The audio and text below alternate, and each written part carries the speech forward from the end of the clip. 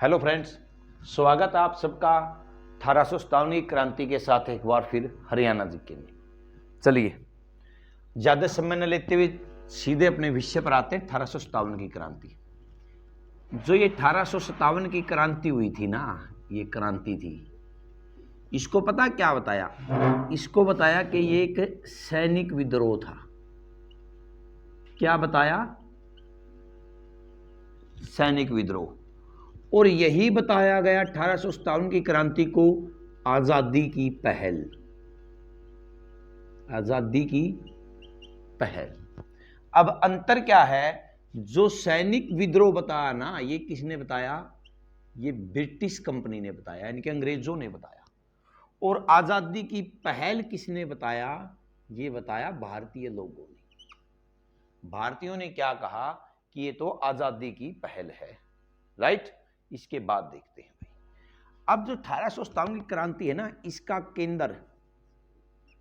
केंद्र क्या माना गया? केंद्र माना गया दिल्ली। अगर दिल्ली में एक लाल किला माना गया था केंद्र, और इसका नेतृत्व किसने करना था? दिल्ली के शासक ने, जो क्या था? मुगल बादशाह था। नेतृत्व मुगल बादशाह, और कहां का था? वो भी दिल्ली का शासक था। और इस मुगल बादशाह का नाम था बहादुर शाह जफर। बहादुर शाह जफर, राइट। ये अंतिम बादशाह सिद्ध हुआ था। याद रहे, ये बहादुर शाह जफर है ना, 86 वर्ष का था साथी उस समय। कितने साल का था? 86 वर्ष का। अब इस क्रांति का है ना, एक तो निशान था और एक नारा था। जो निशान था ना, वो तो था चपाती रोटी, यानी क्या? और कमल, यानी कि फूल। और नारा क्या था? नारा था मारो फिरंगियों को, मारो फिरंगियों को। यह क्रांति का क्या था? नारा था। क्रांति का केंद्र पता चला, शासक का पता चला। अब क्रांति के कारण प्रमुख हैं। कारण क्या थे? सबसे पहला कारण था चर्बी वाले कारतूस। चर्बी वाले कारतूस। कौन से कारतूस साथियों? चर्बी वाले। अब जो कारतूसों पर चर्बी थी ना, वो चर्बी हिंदुओं को तो, यानी कि मुस्लिमों को तो बताया गया सूअर की थी, और हिंदुओं को बताया गया गाय की थी। और हिंदू और मुस्लिम के धार्मिक पशु होने के कारण हिंदुओं और मुस्लिमों ने इन कारतूसों का विरोध कर दिया भाई। क्या कर दिया? विरोध। अब ये आपको पता है ना, कारतूस तो किसी बंदूक में डलेंगे ना। किस में डलेंगे? बंदूक। अब जो बंदूक थी ना, जिसमें ये कारतूस डलते थे, उसका नाम था Royal Enfield Marshal. Royal Enfield Marshal. इस कारतूसों का प्रयोग करने से हिंदू और मुस्लिमों की जो बटालियन थी, उन्होंने मना कर दिया। उनमें से एक बटालियन थी 34वीं इन्फेंट्री, जिसमें एक सैनिक था मंगल पांडे, जिसने इस बंदूक से सबसे पहले अंग्रेज अधिकारियों की हत्या की। और इस बंदूक से हत्या करने वाला कौन था? वो मंगल पांडे। हरियाणा से बाहर का क्वेश्चन है, हरियाणा जी का नहीं है भाई, इंडिया के चला गया, फिर भी बताते रहेंगे। मंगल पांडे, ये जो बंगाल है ना, बंगाल, पश्चिम बंगाल बोल देते हैं, उसकी छावनी थी एक बैरकपुर। इस छावनी का सिपाही था। कौन सी छावनी का सिपाही था मंगल पांडे? बैरकपुर का। और मंगल पांडे इस छावनी में है ना 34वीं इन्फेंट्री का सैनिक था भाई। कौन सी बटालियन थी? 34वीं इन्फेंट्री। अब मंगल पांडे ने है ना गोली चला दी। मंगल पांडे को 8 अप्रैल को फांसी दी गई थी। तो इस आधार पर हम कह सकते हैं, जो मंगल पांडे था ना, वो 1857 की जो क्रांति थी ना, क्रांति, उस क्रांति का प्रथम शहीद था। क्या था? प्रथम शहीद था मंगल पांडे। याद रहे, ये चर्बी वाले कारतूस इसका प्रमुख कारण थे। इसके बाद और भी कारण थे, जैसे कारणों में बात करेंगे सैनिक अनुपात।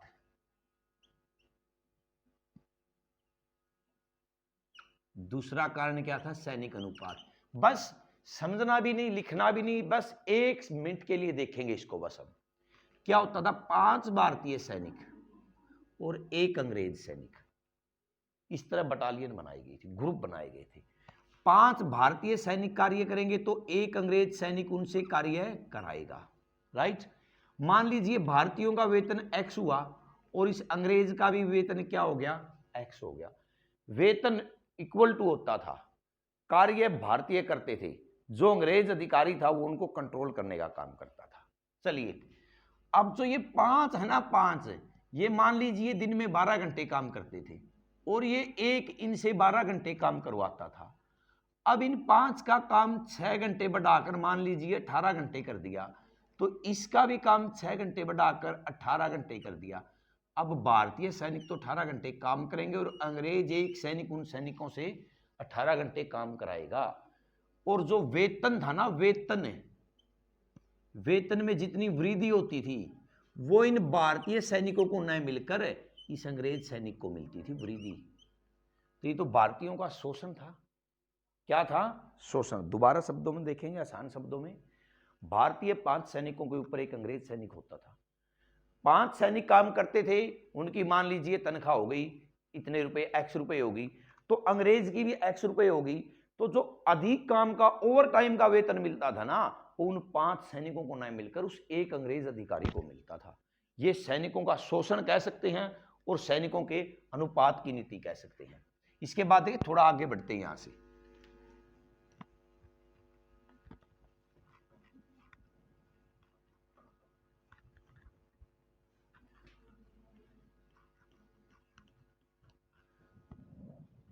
क्या देखेंगे अब एक बार हम? सहायक संधि।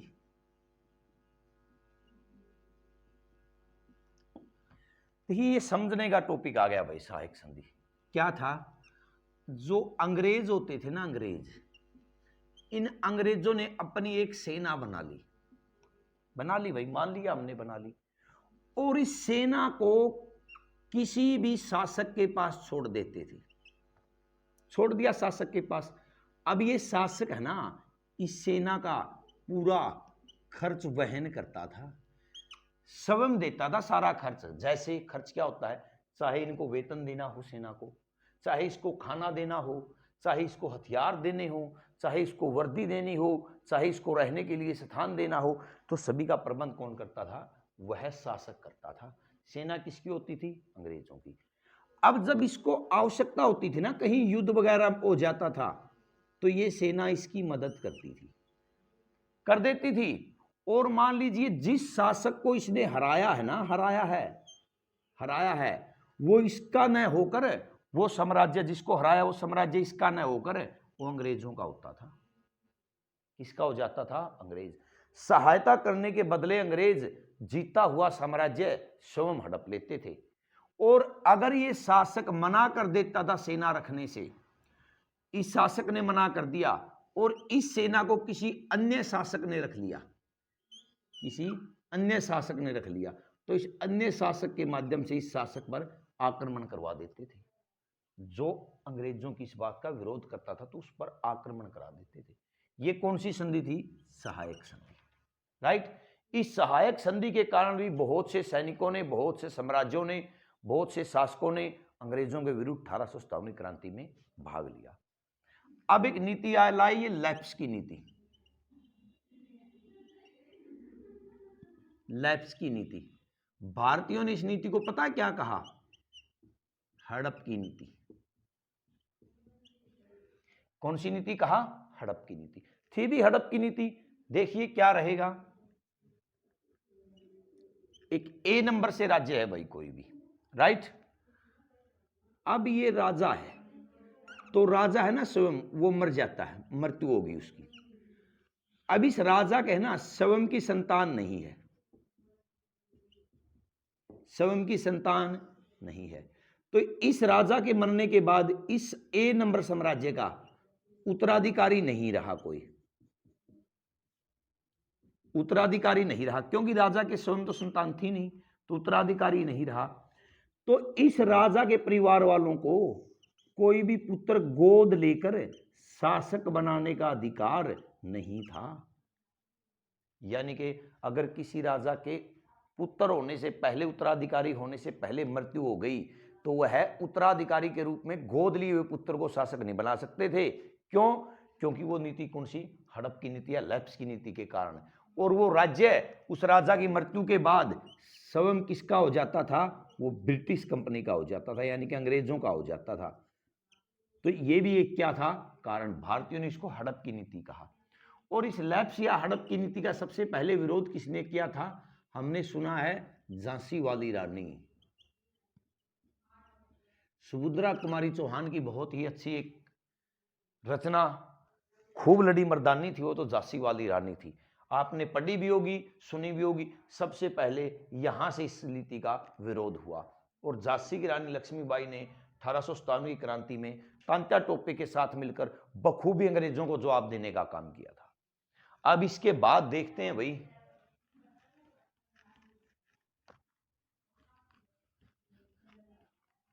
एक नीति आती है समुंदर पार की नीति।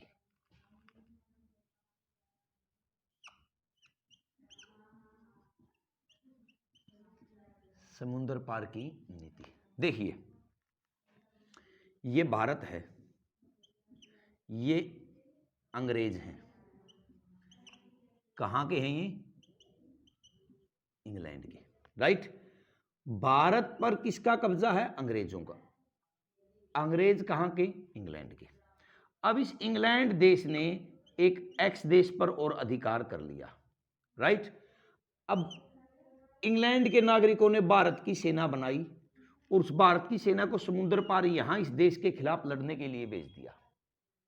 यानी कि इंग्लैंड का झगड़ा अगर किसी देश से होता था तो लड़ाई होती थी, तो उसमें इंग्लैंड वाले भारत के सैनिकों को भेज देते थे लड़ने के लिए।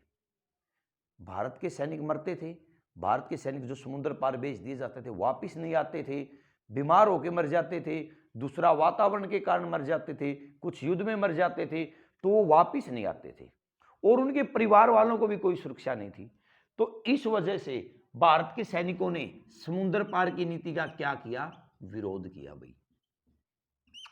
इस विरोध करने के कारण जो भारतीय सैनिक थे ना, सैनिक, उन सैनिकों ने अंग्रेजों की सेना में होते हुए भी 1857 की क्रांति में भाग लिया भाई। एक कारण यह भी था 1857 की क्रांति भड़कने का। एक आ गया अपना कर की नीति या कृषि की नीति या कृषि नीति। दोनों अलग अलग पॉइंट हमारे और एक दूसरे के पहलू हैं। कैसे समझना पड़ेगा भाई, देखते हैं। अब भारत है ना, भारत में मान लीजिए किसी राज्य की बात कर लें, किसी एक राज्य की, और इस राज्य में रेतीली भूमि है भाई। क्या भूमि है? रेतीली। और कपास की खेती नहीं होती, मान लीजिए कपास की खेती नहीं होती। अब ये इस रेतीली भूमि में क्या करेंगे? उसकी जगह पर बाजरा, सरसों या जौ कह सकते हैं, जौ आदि, मतलब कम पानी की फसलों की खेती करेंगे। ये खेती करते थे। अब अंग्रेजों को जो फैक्ट्रियां बनाई थी ना, कंपनी बोलते थे फैक्ट्री को, तो फैक्ट्री बनाई थी ना, उस फैक्ट्री में कच्चे माल के रूप में कपास की आवश्यकता हो गई भाई। किसकी आवश्यकता हो गई? कपास की। तो उन्होंने इस रेतीले क्षेत्र में क्या कहा? आप न तो सरसों बोओगे, न बाजरा बोओगे, न ही जौ बोओगे। आप किसकी खेती करोगे? कपास की। अगर कपास की खेती करें तो कपास की पैदावार नहीं होने लग रही वहां भाई, आवश्यक वातावरण नहीं, उचित वातावरण नहीं। तो क्या था, उन लोगों ने कपास की खेती कर ली तो पैदा नहीं हुई, बहुत कम हुई। वो सरकार ने आसान रेटों पर खरीदी, तो भारत का जो किसान था ना, किसान, तो क्या हो गया? कमजोर हो गया भाई। अगले साल उस भारत के किसान ने कपास की खेती बंद कर दी और ये खेती कर ली ना। तो ये खेती करने के कारण भारतीयों पर क्या लगा दिया? किसानों पर कर लगा दिया भाई, टैक्स लगा दिया, और न इस फसल को खरीदा अंग्रेजों ने कर बढ़ा दिया। तो कर बढ़ाने से क्या हो गया, भारत के किसान कमजोर हो गए, आर्थिक रूप से कमजोर हो गए। अब इस फसल को अंग्रेजों ने खरीदा नहीं और वही किसी भारतीय ने खरीद लिया। अब भारतीय ने जिस रेट पर इस फसल को खरीदा था ना, अब उस भारतीय व्यापारी पर भी कर्ज लगा दिया, कर लगा दिया। तो भारतीय जो व्यापारी खरीदने लग रहा था ना फसल को, उसने भी फसल मना कर दिया खरीदने से। क्यों? क्योंकि उस पर कर बढ़ने लग गए भाई। तो इसको कहा गया है कर की नीति। और अपनी मर्जी से अपनी आवश्यकता के अनुसार खेती करवाना, वो कहा गया है कृषि नीति। राइट। अब देखिए, कोई स्थान है ए, कोई है बी, कोई है सी, कोई है डी, मान के चले हम। अब ए स्थान में गेहूं अधिक होती है, बी में जौ अधिक होते हैं, सी में कपास अधिक होती है और डी में चावल अधिक होती है। तो जिस क्षेत्र में जो फसल अधिक होती है ना, वही खेती करवानी चाहिए थी ना। तो इन्होंने क्या किया, कृषि नीति के तहत जो कच्चा माल की आवश्यकता इंग्लैंड को होती, जिस कच्चे माल की आवश्यकता इंग्लैंड को होती, और इंग्लैंड को सबसे ज्यादा कच्चे माल की आवश्यकता के रूप में किसकी आवश्यकता थी, कपास की। और कपास को कहा जाता था सिंडोम, इसकी आवश्यकता थी। अब ये क्षेत्र कपास की खेती उपयुक्त नहीं है, क्योंकि यहां मान लीजिए कपास की खेती नहीं होती, होती है तो कम पैदावार होती है, पैदावार कम हुई तो इनकम कम हुई। तो अंग्रेजों ने क्या किया, इन स्थानों पर भी कपास की खेती करवाई। क्यों? क्योंकि उनको कच्चे माल के रूप में कपास की आवश्यकता थी। राइट। तो यहां के लोगों ने कपास की खेती की, थोड़ी थोड़ी पैदावार हुई यहां पर, तो उसका दाम भी कम मिला, दाम भी क्या मिला, कम मिला। अब यहां के लोग थे ना जो, वो धीरे धीरे क्या हो गए, कमजोर हो गए भाई इकोनॉमिक रूप से। ये कौन सी नीति थी, कृषि नीति। राइट।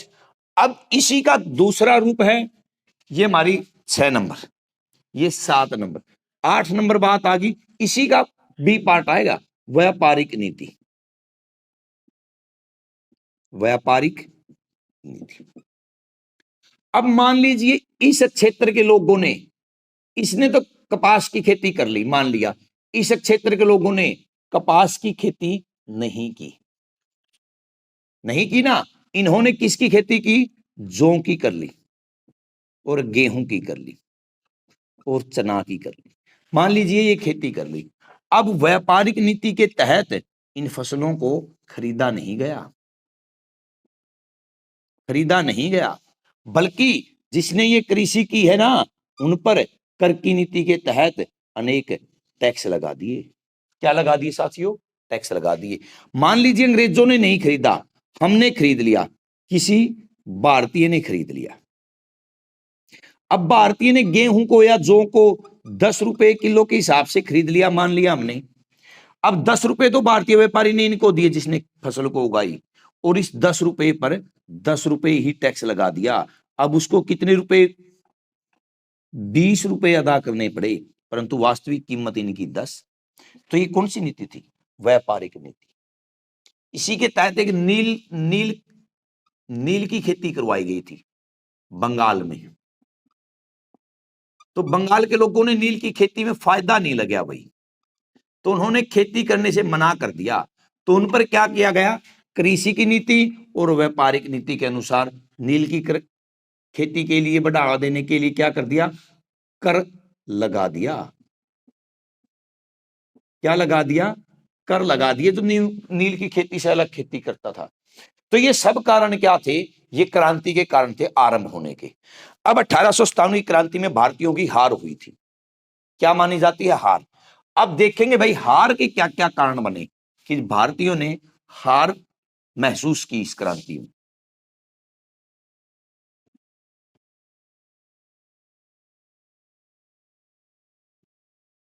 देखिए, एक तो नेतृत्व की कमी।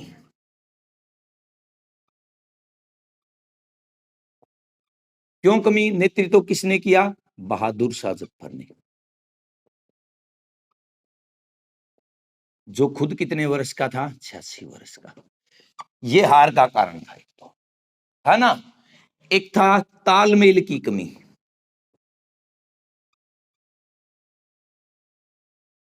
क्रांति में किसी भी प्रकार का तालमेल नहीं मिला। जैसे क्रांति में एक साथ 1 2 3 4 4 स्थान पर क्रांति भड़की। यहां पर अंग्रेजों की जीत हुई, यहां पर अंग्रेजों की जीत हुई, यहां पर भारतीयों की जीत हुई, यहां पर भारतीयों की जीत हुई। तो ये दोनों रियासत जीतने के बाद भारतीय शांत बैठ गई भाई। अब अंग्रेजों ने क्या किया, ये दोनों रियासत जीत करके अपनी सेना को यहां भेज दिया।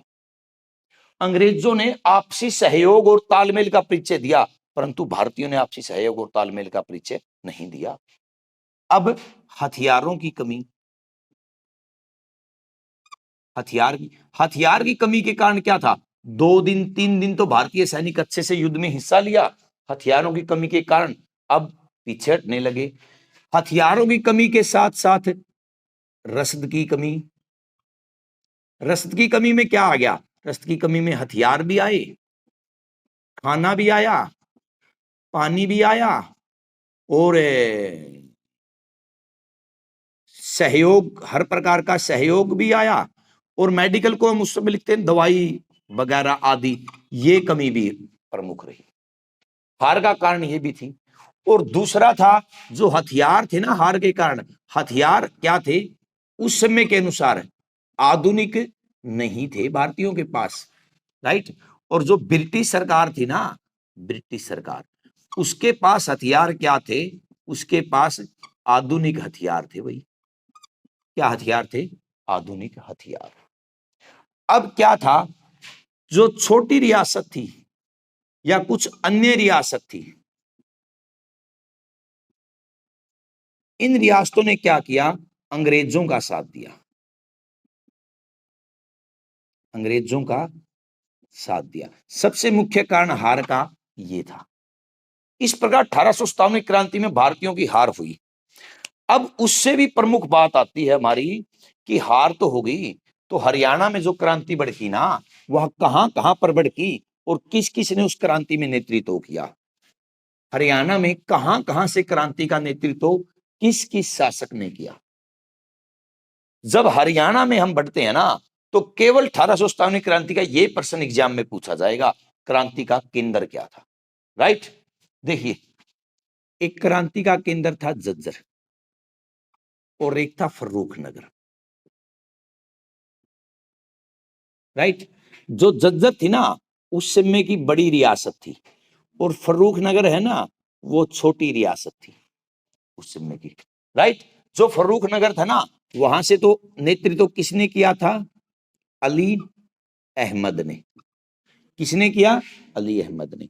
और जो झज्जर की रियासत थी ना बड़ी, उसका क्या था, अब्दुल रहमान ने। कौन था, अब्दुल रहमान ने। ये दोनों पर्सन एक दूसरे के पूरक हैं, छोटी रियासत और बड़ी रियासत, राइट।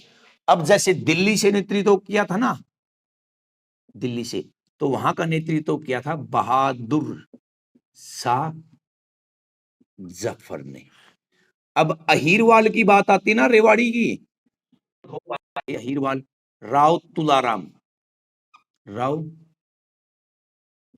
तुलाराम और राव गोपाल, इन दो भाइयों ने किया। अब बल्लभगढ़ की नाहर सिंह, फरीदाबाद से दानू सिंह, हिसार से मुनीर बेग और लाला हुकमचंद जैन।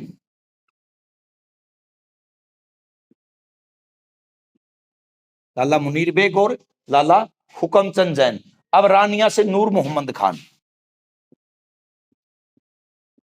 रानिया से कौन था, नूर मोहम्मद खान। अब इसके बाद आता है लोहारू से अमीनुद्दीन,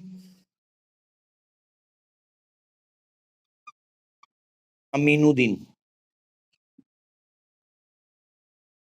यहां लिखता हूं। उसके बाद अमीनुद्दीन खरखोदा से बिसारत अली,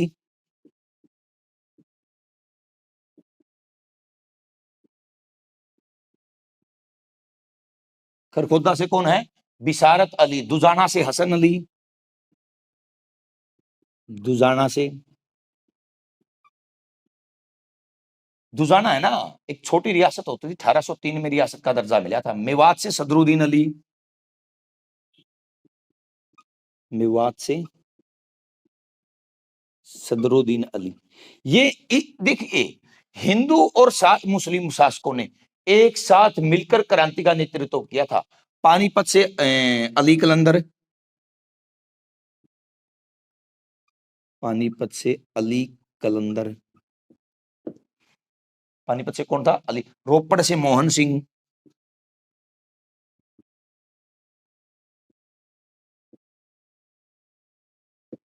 रोपड़ से मोहन सिंह। और पलवल से गफूर अली।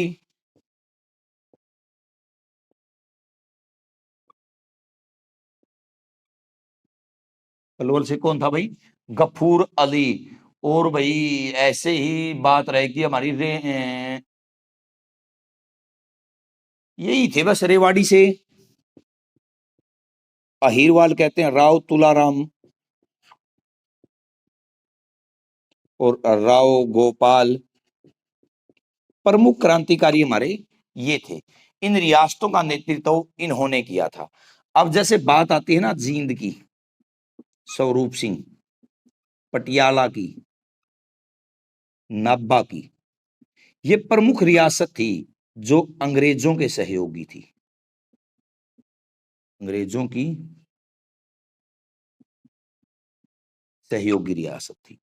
क्या थी ये रियासत? अंग्रेजों की सहयोगी रियासत। अब जो क्रांति भड़की थी ना, क्रांति, उसके लिए एक प्रश्न है, क्रांति का निशान क्या था? निशान था चपाती। हाँ, चपाती और कमल का फूल, ये तो निशान था। और क्रांति का नारा क्या था? नारा था क्रांति का, मारो फिरंगियों को, मारो फिरंगियों को। ये क्रांति का क्या था? नारा। इसके साथ हमारा 1857 की क्रांति विषय खत्म होता है भाई। उम्मीद करता हूं अच्छा लगा। कमेंट में अपने सुझाव बताते रहिएगा। धन्यवाद।